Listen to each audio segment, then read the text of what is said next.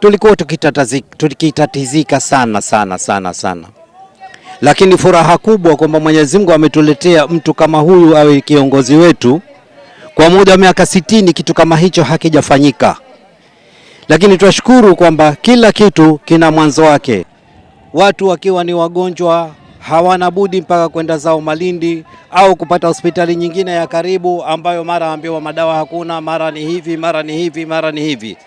Lakini kwa sababu hii kuja mobile clinic itasaidia na imesaidia wananchi wengi kwa jumla. Gari hili litakuwa lina uwezo wa kwenda kule nyanjani kwenda kusaidia kama mtu hasikii vizuri, ili limuahishe kumpeleka katika hospitali apate matibabu.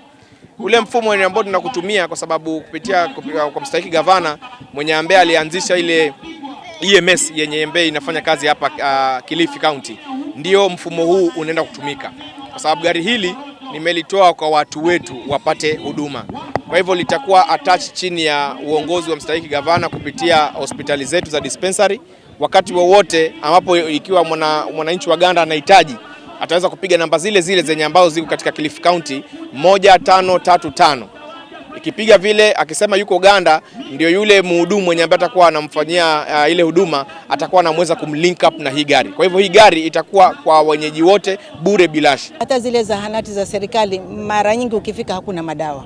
Lakini hivi mnavyoiona hiyo gari imejaa tele madawa ya maradhi ya kila aina.